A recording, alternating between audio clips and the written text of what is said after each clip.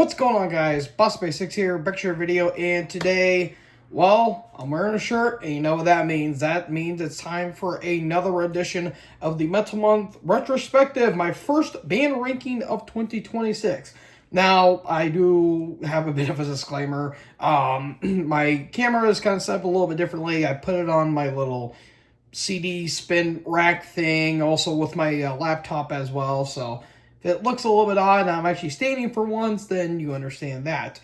But, yeah, my first band ranking of 2026, and well, it's not Testament because I've technically done Testament before, even though that was more of a retrospective more than a ranking. But I am talking about a thrash band from Bay Area, and it's a band that is kind of considered part of the, quote, Elite Eight, along with, obviously, the big four of, Slayer, Megadeth, Metallica, and Anthrax, but you also do have Overkill, Exodus, and Testament.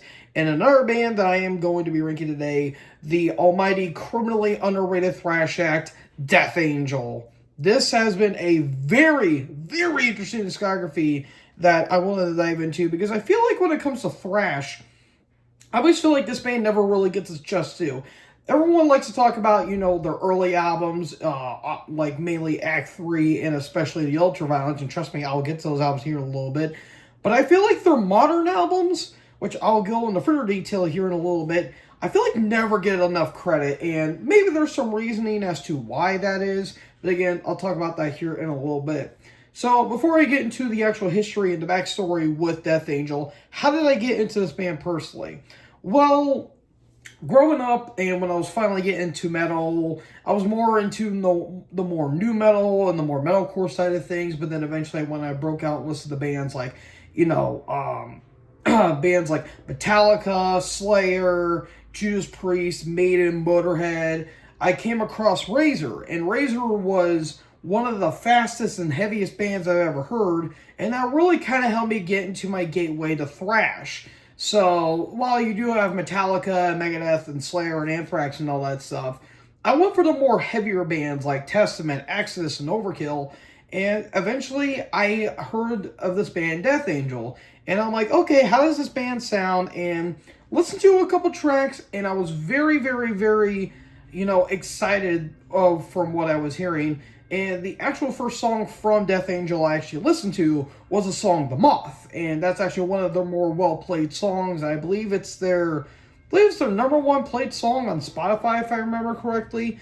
But I listened to that, and I'm like, okay, I need to listen to this band more. And then I decided to do this ranking here. And I'm kind of glad, but also kind of not, because I'm going to say right here, right now, folks, hold up one sec. Thank you, Train. This was a blessing and a curse, because while this band was very fun to listen to, this ranking was a pain in the ass, and I'm not 100% comfortable with how my listing is right now. So, despite one album, and you guys probably know what album I'm going to be talking about, fairly consistent throughout this whole discography, and it's really hard to really, I guess, break down how unbelievably consistent this band is. So, enough of my yap. Let's get into, the band itself. Let's get into Death Angel's backstory. So, this band formed in 1982 in the San Francisco Bay by cousins Rob Cavestini, I think that's how you say it. He was the lead guitarist and the backing vocals. Dennis Peppa, who was also lead vocalist and the bassist. Oh, sorry, I almost knocked that off.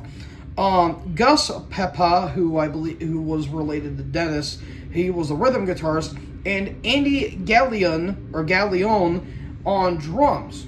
So after shopping around some name changes, they did settle on the name Dark Fury for a little bit.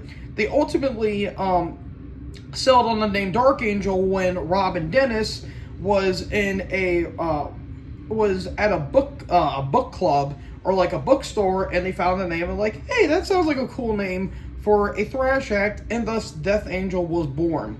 So in 1983, they released their first demo titled Heavy Metal Insanity. That was actually produced by Matt Wallace of Faith No More and Maroon 5 fame. So after the demo, the band was thinking of getting a new vocals to fit their sound. So they suggested their roadie at the time. It's somewhat of a descent of the guys themselves. Mark as would, God damn it, I was mispronounced this guy's name. Aswiguada, I do apologize for fucking up that name. And Mark would stay here. He'd be the remaining vocals for all of their albums. So they really, except for when, I'll talk about the breakup here in a little bit, he's been fairly one of the more consistent members of the entire band. So he agreed to join in 1984, and his first show was with a then up-and-coming Megadeth, which was one of the first 4 gigs that actually had Kerry King on guitar before he left to go be with Slayer, and thus that really pissed off Dave, because who did Dave not have a grudge with at that time? So they continued to play gigs around the Bay for about 2 years, writing material and redefining their stage show.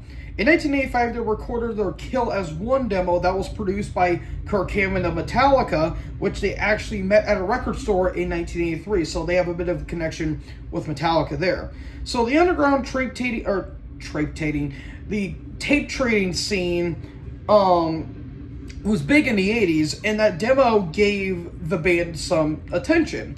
In 1986, they performed at the then Clayton Valley High School, now the Clayton Valley Charter High School. That's a fucking title of a name. And they even dedicated one of their songs to a vice president. Well, that's just sweet. And I'll talk about that song here in a little bit. So following the success of Kill as One, they get a deal with Enigma Records / Relentless Records at the time with producer Davey Vane to help out the guys. So on April 21st, 1987, so it's going to be about 39 years, nearly 40 years since this album has came out, we get their debut album, The Almighty, The Ultraviolence.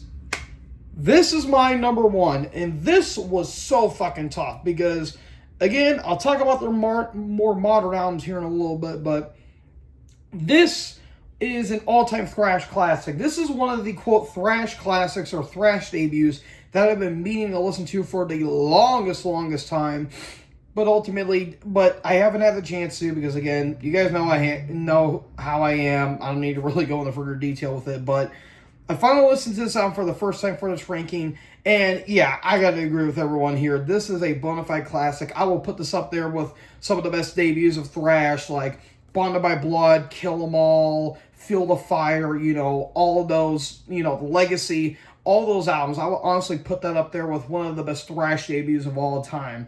You get some of the more kind of somewhat progressive moments on this album, but honestly, this kind of feels like Megadeth and Exodus kind of had a weird love child, but with better vocals. Like, if you really want to be technical in terms of the vocals. The opening thrashers just really sets the tone for this album. I love kind of the raw energy that this album gives off, and these guys were young. They were basically kids at this point, because I think most of the guys were around 16 or 15.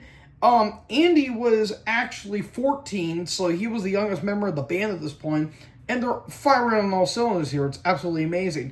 Evil Priest is fantastic. Viracious Souls is killer. Kill as One, the title track. Mistress of Pain, which was the song that was dedicated to the Vice Principal, so take that for what you will. And Final Death is an absolute banger of a song. Yeah, I don't really have a whole lot to say. The title track is one of the best instrumentals of all time. It's over 10 minutes, but it doesn't feel like it's wasting your time.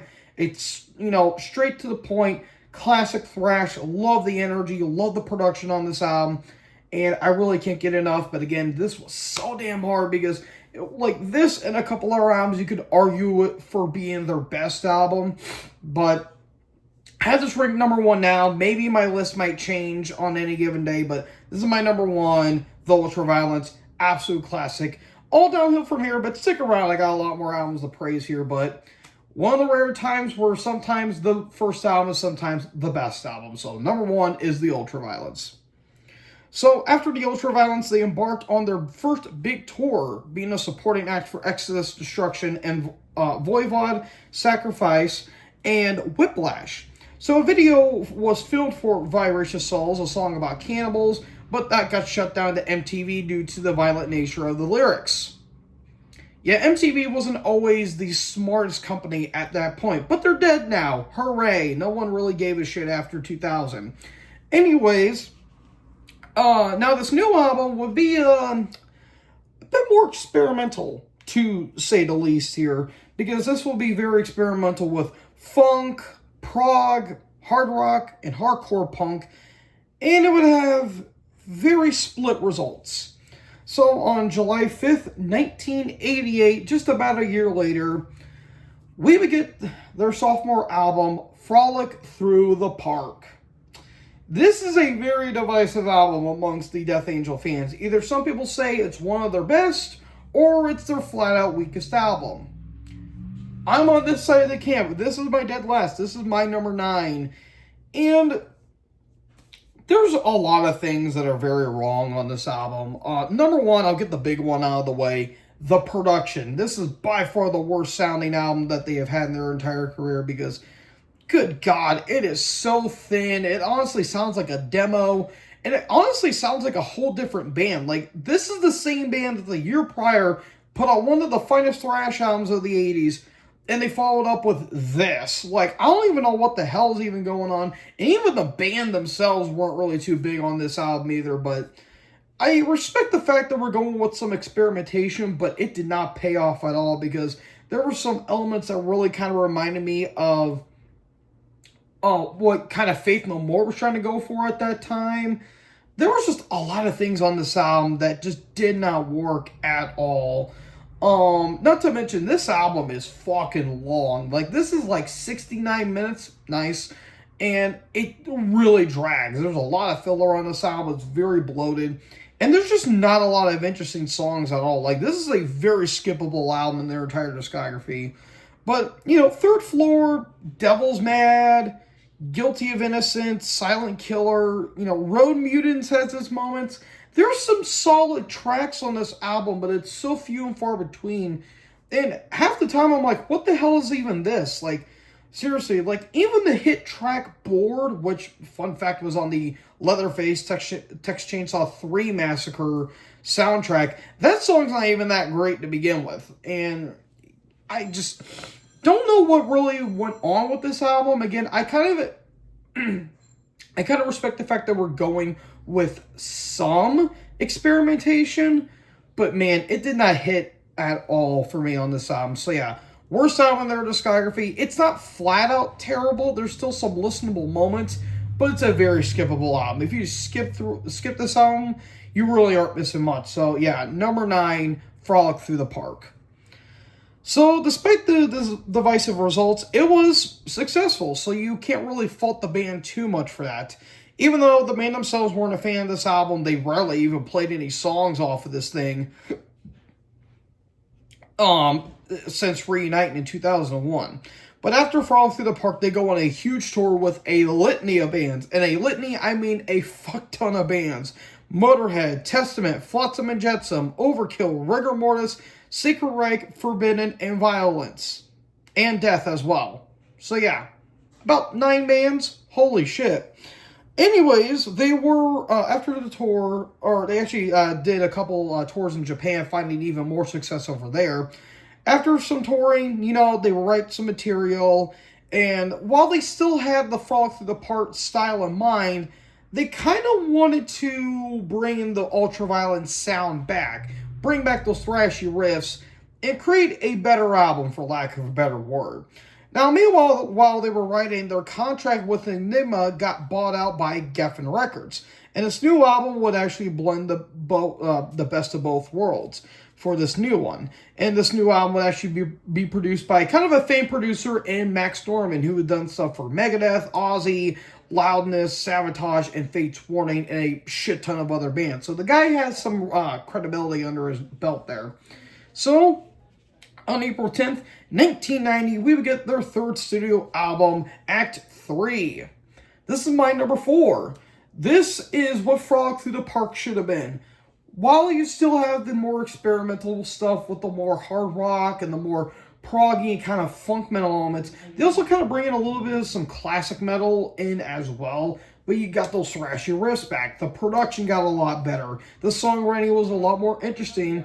And I will say that Mark's voice sounded a lot better because, again, on Frog Through the Park, yeah, he was kind of hit or miss for me. But I love the drums on this album as well. And I kind of like the, again, kind of the more proggy elements that they incorporate on this album. They incorporated way better on this album than on Frog Through the Park. But Seemingly Endless Time's a banging opening track. Stop is fun. The Organization, Discontinued, A Room with a View was very fun.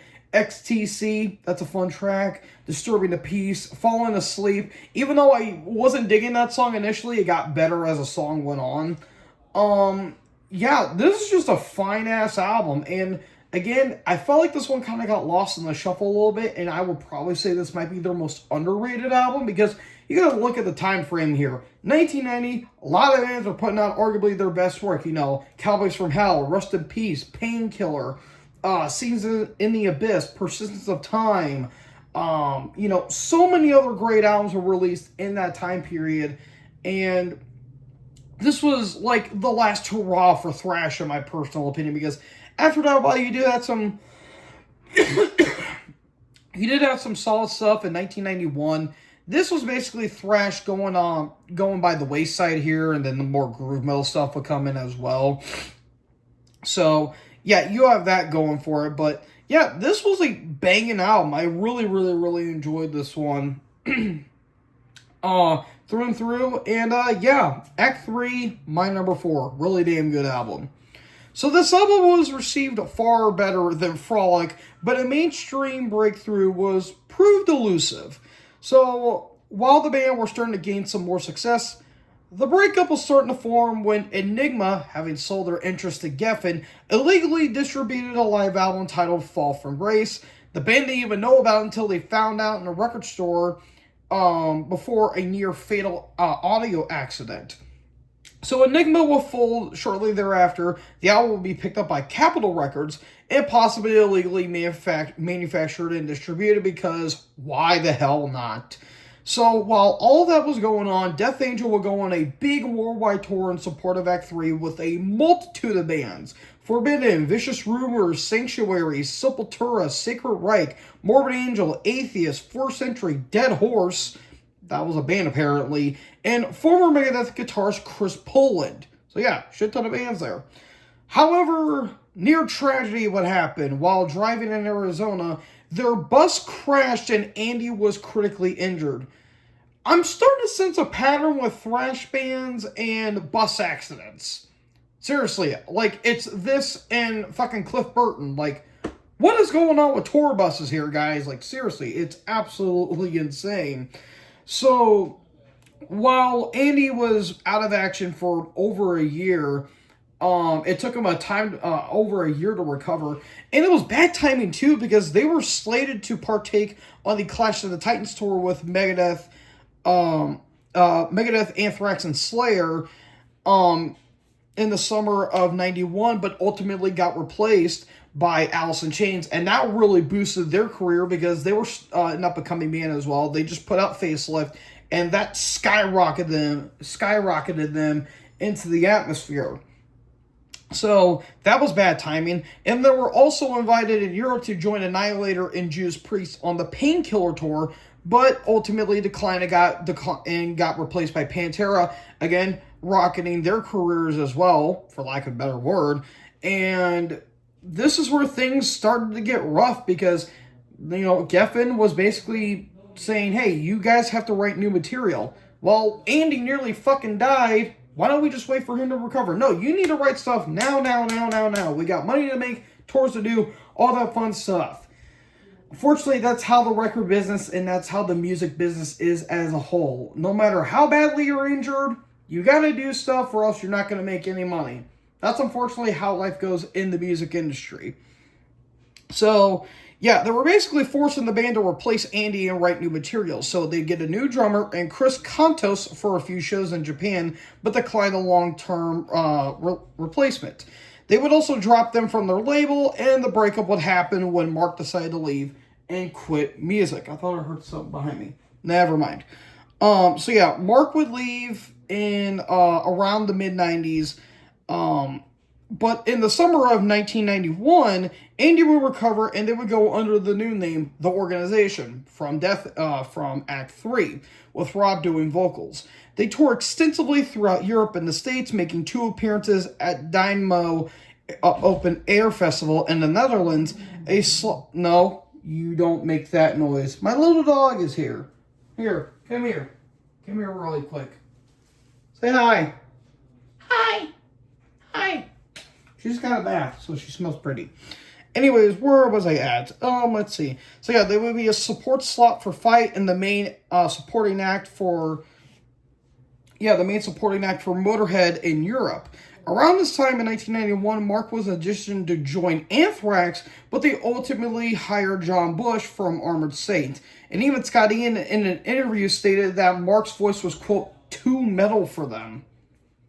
It's a little bit bizarre because if you really think about it, Mark's voice, while I stated this to my good friends, he kind of has a bit of a Blackie Lawless kind of vibe. He also kind of has a bit of a Joey Belladonna vibe to him, but I guess his higher registers might have not really fit the band, so I could kind of understand where Scott was coming from with that. So yeah, that fell through. So in 93 and 95, the organization has released 2 albums. Their self-titled album and Savor the Flavor. Yeah, that's the 90s for you. Both were distributed by Metal Blade, but didn't do dick in the box office. So, yeah, there's that. And Andy and Rob would go their merry ways. So a couple years go by, and in 1998, Rob, Andy, and Mark would actually reunite for the first time since 1990. Along with bassist Michael Isaiah, they formed the band The Swarm and released a 4-track self-titled EP in 1999 and a 5-song EP called Devoured in 2000. Now, Swarm would actually tour with the one and only Jerry Cantrell in 2000 and release a compilation in 2003. So, while the Swarm didn't get any success, the plan was to get all the original members back, and it succeeded big time. Now, they actually did reunite for the Thrash of the Titans show, which was a cancer benefit for one Chuck Billy and Chuck Schuldiner, and in 2001. Now, unfortunately, Gus could not make it due to being out of, I think he was out of the country, I believe. He was out of the country, but they did enlist a longtime friend and fan of the band, Ted Aguilar,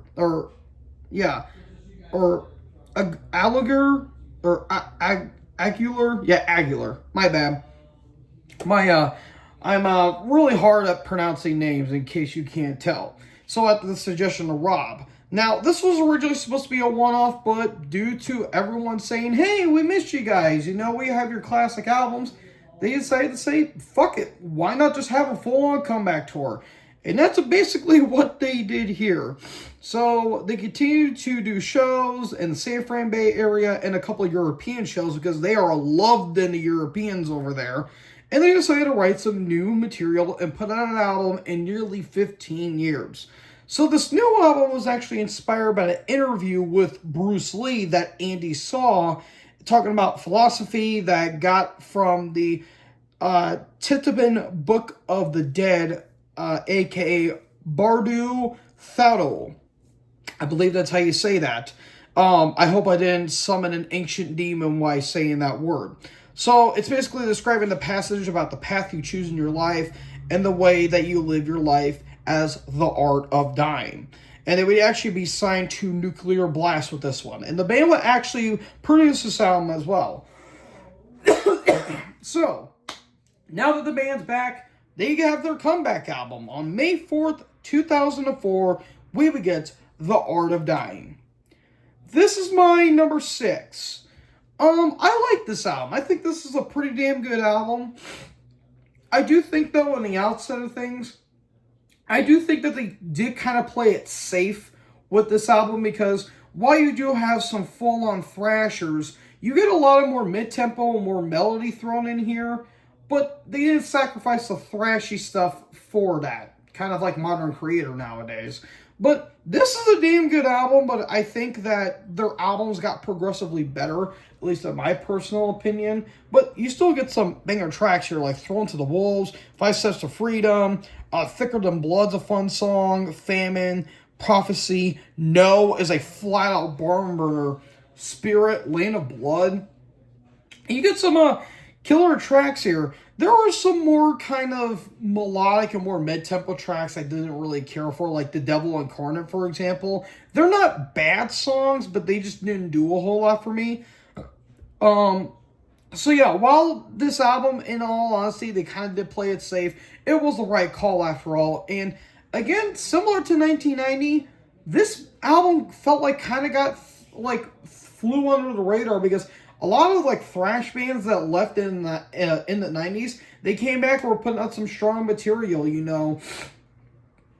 Mainly Exodus and I will probably say to a lesser extent Megadeth. You know, Dave was really starting to get his groove back with that one as well. So yeah, those albums I feel like kind of overshadowed this one because Exodus and Megadeth are more, I guess, successful than Death Angel in some capacity. Megadeth more so, and Exodus more so in some ways. So, again, kind of bad timing with Death Angel here, but overall, this was a damn good album, but I do think they made better albums after this one. So, yeah, it is my number 6. Really fun comeback album, though. So after The Art of Dying, a box set titled Archives and Artifacts was released in 2005. In April of 2007, they headlined the 7th Pulp SummerSlam, no, not that SummerSlam, in the Philippines. And later in August of 2007, Rob released a self-titled CD titled Lines on the Road, which was kind of acoustic songs. Okay, cool, I guess.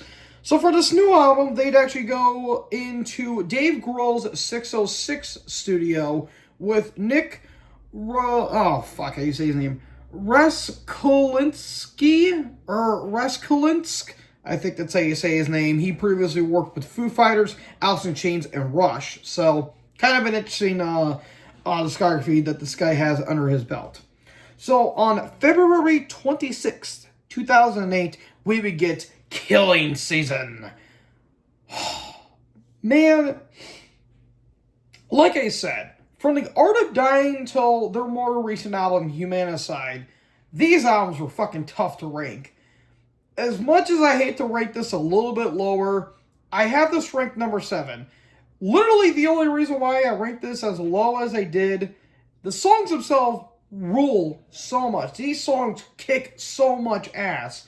The problem I kind of do have with this album, though, I feel like the production was very uneven. Like, there will be songs where the vocals sound fine, but the guitars were very squawky. It was very, like, Kerry King-like. Like, there was, like, a lot of Slayer dive bombs, if you will. And the drums do kind of sound a little bit thin in the mix. But then you also have songs where it sounds like the vocals and everything is tuned down very quietly.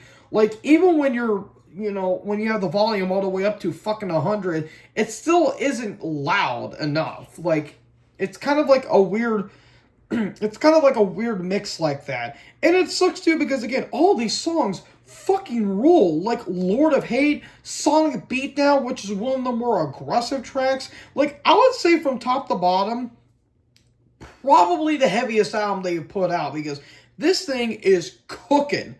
As the kids would say, God, I am so white. I wholeheartedly apologize for that. But Dethrone, Carnival Justice, Buried Alive, Soulless, The Noose, When Worlds Collide, Steal the Crown, Resurrection Machine, like, the last 3 songs got a little more groove-laden, which I kind of wish they went a little more thrashy, but it is what it is. But yeah, this features some of my favorite Death Angel songs, but man, I wish the production was a little bit better. Maybe if I listen to it a couple more times, maybe it might get better, and it might go up a little bit in my ranking, but this is where I have it ranked right now. If the production was on the same par as The Art of Dying, I probably would have had this a little bit higher. This might have been in my top 3, if I'm being perfectly honest, but unfortunately it's not. It's number 7. Fun album, great stuff. Just wish the production was just a little bit better, in my personal opinion. You're a sleepy little dog, aren't you? So after Killing Season, we get a lineup change. Original member Dennis would leave due to creative differences, and in January of 2009, they announced a new bassist would join. Sammy Diosdado, I think that's how you say it, a native of the Bay Area and of the hardcore act Sick. Cool, there you go. So after Dennis left, Andy would leave. Yes.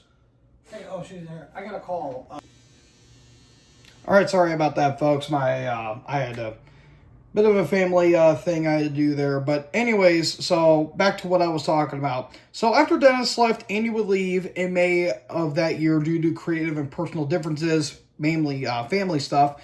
Andy would be replaced by Will Carroll of Scarecrow, Old Granddad, and Vicious Rumors. So in November of that year, Sammy would actually be replaced by Damian Sisson of Scarecrow and also of Potential Threat, which was more of a prog act. From this new album, they'd go to Audio Hammer Studios with one Jason Sukov, who did stuff for Trivium, Black Dahlia Murder, All That Remains, and a litany of other bands that this guy has done. So he's got a lot of stuff underneath his wing there. And he's a hell of a producer. He really, really, really is.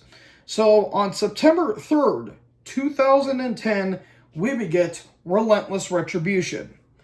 This is my number 8. This isn't a bad album. I actually really dig this album.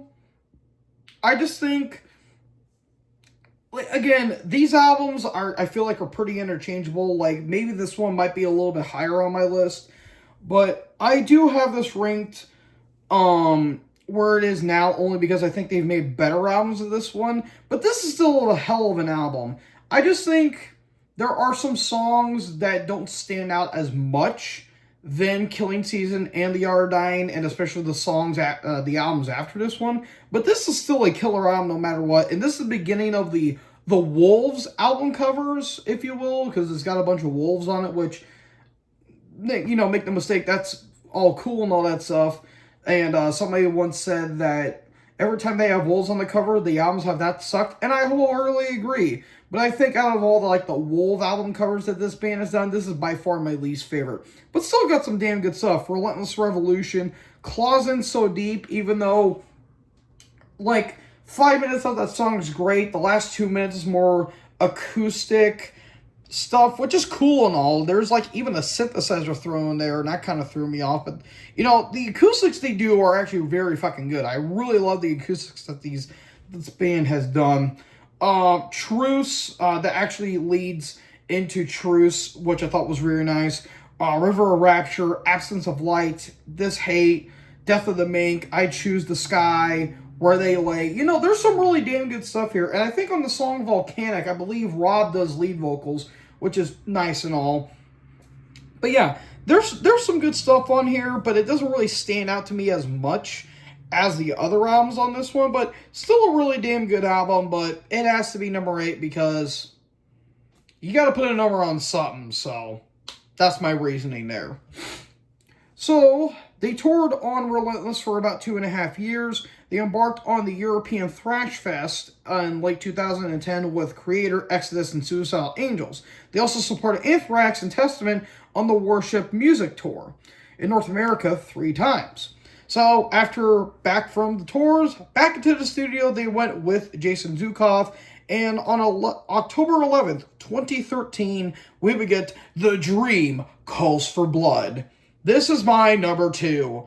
Everything that they had on Relentless Retribution, they double that with this album, because this album, full tilt boogie when it comes to thrash, because holy shit, this thing is going for the throat and then some. All these songs are just banger after banger after banger after banger. I might get sued by Seamus, but we'll discuss that on a different day. I have my lawyers on standby. But jokes aside, this album is fucking incredible. from start to finish. The opening track, Left for Dead, is one of the best opening tracks they have ever done. Son of the Morning, Fallen, the title track, Succubus, Extinction / Don't Save Me. I love that. It's there's an acoustic thing there, and then it gets into that second part of the song. Caster of Shame, Detonate, Empty, that actually features Jason Zukov doing a solo, which is really nice. And Territorial Instinct / Bloodlust, again, is kind of the same thing as Execution / Don't Save Me, where first part of that song, more acoustic. The second one, full tilt thrash. Yeah, this is damn near all killer, no filler. And they actually do a cover of Heaven and Hell, and it's solid. It's actually a pretty fun cover. I don't actually mind it personally. Yeah, I love this album. I dig the ungodly shit out of this album. Like, every time a song popped up, I was just, like, headbanging my head off to this one. So, yeah, this is a hell of an album. I dug this one. Not much more really needs to be said. It's my number 2. Banger album. Go listen to it. My number 2. So, this album actually landed on number 72 of the Billboard 200. There you go. Their first time in a fucking forever that they landed somewhere on the Billboard Top 200. So, after some touring back into the studio, they went, and on May 27th, 2016, we would get The Evil Divide. This is my number 5. It's a bit of a drop off a little bit from The Dream Calls for Blood, but this is still a hell of an album. And again, this was some way my introduction to the band with the opening track, The Moth, which again I believe is their most played song on Spotify, which is cool, I guess. But yeah, this is again a bit of a drop off from The Dream Calls for Blood, only because not as many standout tracks. They're starting to really hone in the more melodies and the more harmonies, which is cool and all, but sometimes there were songs that didn't really execute it all that much. Like, I know the song Lost is a pretty big hit off this album. It didn't really do a whole lot for me personally. I thought it was just fine, but it really didn't do a whole lot in the outset of things. But damn near every track, like, reps. Like the opening track, The Moth, Cause for Alarm, Father of Lies is a barn burner, Hell to Pay, It Can't Be This, Hatred United, United Hate actually features Andreas Kisser of Sepultura fame doing a solo, and that's very damn good stuff right there. Breakaway, The Electric Cell's an awesome song. Let the Pieces Fall is just a thrasher. Yeah, I dig this album. I really dig this album. It's just, again, really hard to rank these albums. Again, this was kind of a bitch to do, but I did it. So, yeah, really damn good album, though. Don't really have too many complaints about it. And it comes in at my number 5. So, after Evil Divide, they would tour for another 2.5 years in support of this album, opening for Slayer on their Repentless tour in North America, Testament on their Brotherhood tour in Europe, and Sepultura on their Machine Messiah tour in Australia. As well as they took part of the MTV Headbangers Ball tour in Europe with Exodus, Suicidal Angels, and Sodom. They also supported Overkill on their Wings of War tour in North America, and they fucked ton more stuff. They were also writing material around this time as well. So, after the touring, new material is being wrote, and on May 31st, 2019, so about 3 years later, we would get their latest studio album, Humanicide. This is my number 3. This, I feel like, was a proper follow-up to The Dream Calls for Blood, even though, again, The Evil Divide is still a banging album through and through. I think this album really did the harmonies better, in my personal opinion, than The Evil Divide. But still, again, those albums I kind of feel like are a little bit interchangeable because, again, this band's modern output is just fucking amazing from start to finish, no matter where I rank them. But yeah, I just got done listening to this album, so maybe my thoughts might change a little bit, but still a banging album through and through. I will say, I guess the only kind of gripe I do have with this album is that maybe the guitars could have been beefed up just a little bit, and maybe the drums could have been beefed up just a smidge, but that's a minor complaint in my eyes. But the title track, which was one of the first few tracks I actually listened to, That's a killer track. Divine Detector, Aggressor is a fun song. I Came for Blood, Immortal Be Hated, more of a somber, kind of slower track. It's more mid-tempo, more melodic, but it really works. Alive and Screaming is a banger. The Pack, Ghost of Me, The Day I Walked Away, that big, like, somber, kind of depressive mood that it's going for. It's really damn good stuff. Yeah, I don't really have a whole lot of complaints with this album. It's just, again, it's fucking great. Go listen to these albums. Again, this was a pain in the ass to do, especially their modern output, but it's a banging song, banging album. Go listen to it. What are you doing? Don't listen to my fat ass. Just go and buy the album already. Great album. My number 3. I got nothing else to say. Just listen to Death Angel. That's literally it. That's all I got to really say about this one. So after Humanicide, they toured in the summer in Europe, opening for Arch Enemy, Testament, and Anthrax, and also performed on Megadeth's Mega Cruise in October. They also got a Grammy nomination. Yay! They got a Grammy nod, but they actually didn't win because, well, Tool had an album. Because, of course, Tool won. It's nothing against Tool. I just always, a lot of people joke about it. But the song, Seven Imps, it's like spelled Tempest, but with the number 7. I don't fucking know. Tool's a weird prog band, but anyways, the band would continue to tour into 2020 and even take a part of the Bay Strikes Back tour with Testament and Exodus from February to March.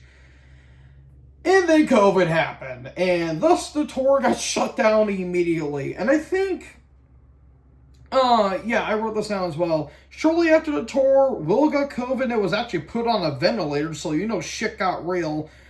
Gary Hall, Chuck Billy, I believe Chuck Billy's wife as well, and Steve DiGiorgio got COVID as well, but thankfully was able to recover. And basically, jam sessions, they were writing material, and while the world was going to shit and everyone was losing their mind, they were basically just staying home. So, basically being sane people, for lack of a better word. So, they did release the Under Pressure EP, which was mainly acoustic, and a cover of the Queen song of the same name. I'm kind of curious how that would have sounded, to be perfectly honest. So, a year later, in late 2021, they released the Bastards Track live album. In the spring of 2022, they resumed the Bay Area Strikes Back tour with Exodus and Testament again in Europe during the summer, then in North America in the fall. A North American tour in 2023 with Creator Sepultura on the Clash of the Titans tour, that's with a K, not with a C, because they were touring with Creator, I guess. They followed by a tour in Asia in the fall with Exodus and Testament, and co-headlining the Night of the Living Thrash European tour with Sacred Reich. Now, they did release a single last May titled Wrath Bring Fire, and they toured in support of the single with a tour in Europe. They also, it was called The Wrath of Summer, and another single dropped called Cult of the Used, that was dropped in November. To coincide with their 35th anniversary tour in the US, the band has said the new album was supposed to be either coming out later this year or early 2027. We shall see what they do here, because they do have a lot of shit going on. I mean, Mark is going to be doing more Kerry King solos, so I guess there was some talent left on that band, I guess. And I believe Kerry King is having another solo album drop, because that last one put butts in seats. But this closes the book, at least for right now, on the almighty Death Angel. Again, folks, this was a bitch to do, because Jesus Christ, so many great albums, except for Frolic Through the Park. But even that album has its moments, even it's very few and far between. But anyways, folks, that does it for this band ranking. I do apologize that this one took a little bit longer than I needed to. I had some bad stuff going on. I do want to give a bit of a disclaimer. For those of you who have watched my channel that know me personally, my big old chocolate lab, my old dog Grace, unfortunately did have to get put down this past week. So, I had to kind of delay a couple things, and some album reviews had to be put on delay. Again, I apologize for that, but it was a very rough day. You guys know how much that dog meant to me. Nearly 14 years. So yeah, it was pretty rough, but you know, I'm getting through it. A lot of people had to reach out. So instead of leaving this on a bummer, what band am I going to be ranking next? Well, I kind of alluded it earlier when I did my collection update video that got released yesterday, that I had a band that I had one of their albums, and well, I actually have the album right here, as a matter of fact. Here, let me get this one right here. There you go, right here. I'll be tackling one of the most influential death metal bands of all time, England's very own Carcass. Yes, you heard that right, folks. I will be tackling Carcass. Yeah, I'm very intrigued how that discography is going to go, because after listening to Torn Arteries, the Despicable EP, and a couple other stuff, I am very happy to listen to Carcass. So yeah, that's going to be a fun discography to listen to, because their style and sound changed on nearly every album. So there you go there. So folks, what did you guys think about this ranking? What is your favorite Death Angel album? What is your ranking? Let me know in the comment section below. Make sure you guys leave a like, leave a comment, tap the bigger subscribe button, and tap the bell so an upload, you guys will be notified. Thank you guys so much for watching this video. Most importantly, join the herd. Talk to you guys next video. Peace out.